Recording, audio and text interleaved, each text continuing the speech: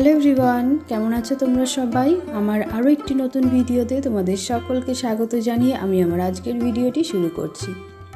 আর আজকে আমি তোমাদের সাথে আমার শ্রীকৃষ্ণের শৃঙ্গারটা শেয়ার করছি। তো দীপাবলিতে শ্রীকৃষ্ণকে কীভাবে শৃঙ্গার করেছিলাম সেটাই তোমাদের সাথে আজকে আমি শেয়ার করছি। আর আগের দিন আমি শ্রী রাধিকার শৃঙ্গারটা তোমাদের সাথে শেয়ার করেছিলাম, তো যারা দেখোনি তারা গিয়ে দেখে আসতে পারো। তো দেখো, প্রথমেই যেটা করলাম, প্যান্টটা পরিয়ে দিয়েছি আর তারপরে দেখো এই যে জামাটা পরিয়ে দিলাম। তো বড় হাতা জামা বানিয়েছিলাম, যেহেতু এখন শীতকাল পড়ে গেছে তো সেই জন্য বড় হাতা জামা বানিয়েছি। আর তারপরে এই যে নিচে একটা স্কার্ট করেছি, তো স্কার্টটাকে পরিয়ে দেব। আর এই যে দেখো স্কার্টটা বানিয়েছি, তো কিভাবে দেব সেটাই ঠিক করে দেখছিলাম, যে সামনের দিক দিয়ে বেঁধে দেবো না পেছনের দিকে বেঁধে দেবো। তো যেদিকে ভালো লাগবে সেই দিকেই দেবো, সেই জন্য একটু দেখে নিলাম। তো তারপরে দেখলাম যে সামনের দিকে বেঁধে দিলেই বেশি ভালো লাগছিল। তো দেখো স্কার্টটা পরানো হয়ে গেছে, আর এরপরে একটু গয়না দিয়ে সাজিয়ে দেব। তো দেখো স্কার্টটা পরিয়ে দিয়েছি, ভালোভাবে একটু ঠিকঠাক করে দেব। তো একই কালারের স্কার্ট, তারপরে প্যান্ট, তারপরে জামা বানিয়েছি। তো রাধা রানীর যে পোশাক বানিয়েছিলাম সেই একই রকম আমি বানিয়েছি, একই কাপড়ের পিস দিয়ে। তো দেখো তারপরে পায়ের নুপুরটা পরিয়ে দিলাম এবং তারপরে হাতের চুড়িগুলো পরিয়ে দেবো। তো যেহেতু শীতকাল পড়ে গেছে, ভালোই ঠান্ডা লাগে এখন সকালে বা সন্ধ্যাবেলায়, তো সেই জন্য এখন বড় হাতা জামাটাই বানিয়েছি পরানোর জন্য। যেহেতু বড় হাতা কোনো পোশাক আমার রাধারানী এবং শ্রীকৃষ্ণের ছিল না, তো সেই জন্য এটা একটু বড় হাতেরই বানিয়েছি। তো তারপরে দেখো হাতের চুড়িগুলো পরানো হয়ে গেল, এরপরে একটু সাজুগুজু করিয়ে দেবো। তো তোমরা দেখতে থাকো।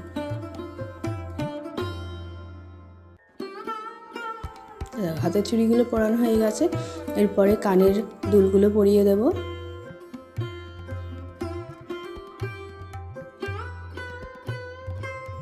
তো কানের দুলগুলো পরানো হয়ে গেছে, তারপরে গলার হারটা পরিয়ে দেব। আর এই গলার হারটা আর রাধারানীর গয়নাগুলো একটু ম্যাচ করার চেষ্টা করেছি, একই রকম রাখার চেষ্টা করেছি।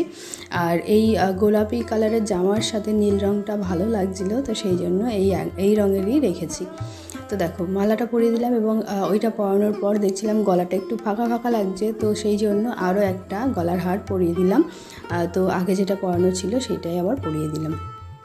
তো যেহেতু রাধাকৃষ্ণ আমার কাছে খুব বেশি দিন হলো আসেনি, সেই জন্য কিন্তু খুব বেশি গয়নাগাটি আমার এখনও নেই, তো যা আছে সেইগুলো দিয়েই আমি চালিয়ে দিই।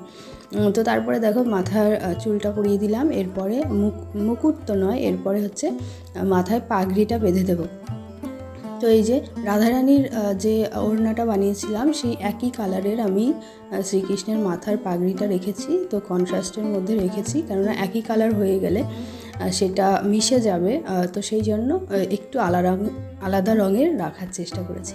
তো দেখো পাগড়িটা প্রায় বাঁধা হয়ে গেছে। তো পাগড়িটা এইটা একটু বড়ই রেখেছি, কারণ আগে যখন পাগড়ি বানিয়েছি সেইগুলো একটু ছোটোই করেছিলাম, কিন্তু এটা একটু বড় রাখলাম তাহলে ভালো লাগবে দেখতে। তো সেই জন্য দেখো পাগড়িটা বাঁধা হয়ে গেছে, এরপরে পিন দিয়ে এটাকে আটকে দিলাম। তো এই যে দেখো পাগড়িটা আমার বাঁধা হয়ে গেছে, এরপরে পাগড়িটা একটু সাজিয়ে দেবো।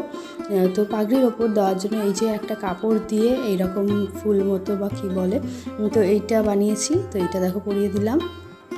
আর এরপরে ময়ূরের পেখমটা দিয়ে দেবো মাথায়। তো আর তার আগে দেখো টিপটা পরিয়ে দিচ্ছি। তো টিপগুলো আটকাচ্ছিল না, জানি না কেন আটকাচ্ছিল না। তো যেহেতু পিতলের মূর্তি, তো সেইগুলোতে আঠাযুক্ত টিপ আটকাচ্ছিল না। আর যেহেতু স্নান টান করানো হয়ে গেছিলো, তো সেই জন্য হয়তো বা আটকাচ্ছিল না আঠা দিয়ে। তো যাই হোক কোনো রকমে আটকে দিলাম। আর তারপরে দেখো ময়ূরের পেখমটা কোথায় দেবো সেটা দেখে নিলাম, দেখে তারপরে সেট করে দিলাম। তো এই তো আমাদের শ্রীকৃষ্ণ অলমোস্ট রেডি হয়ে গেছে। তো সবশেষে হাতে বাঁশিটা দিয়ে দিলাম, যেটা ছাড়া আমাদের শ্রীকৃষ্ণ অসম্পূর্ণ। তো শ্রীকৃষ্ণকে বাঁশি দিলাম, তারপরে একটুখানি আতর লাগিয়ে দিলাম, আর সব শেষে আয়না দর্শনটা করিয়ে দেব। তো এই যে সব শেষে করে দিলাম আয়না দর্শন, আর এই হলো আমার শ্রীকৃষ্ণ পুরোপুরি রেডি। তো কেমন হয়েছে শ্রীকৃষ্ণের শৃঙ্গারটা অবশ্যই আমাকে কমেন্টের মাধ্যমে জানিও, এবং যারা রাধারানীর শৃঙ্গারটা দেখোনি তারা গিয়ে দেখে আসতে পারো। আমি আগের ভিডিওতেই রাধারানীর শৃঙ্গারটা শেয়ার করেছি। আর এরই সাথে আমার আজকের ভিডিওটি আমি এখানেই শেষ করছি। ভিডিওটি ভালো লাগলে একটা লাইক করে দিও, কমেন্ট করে দিও।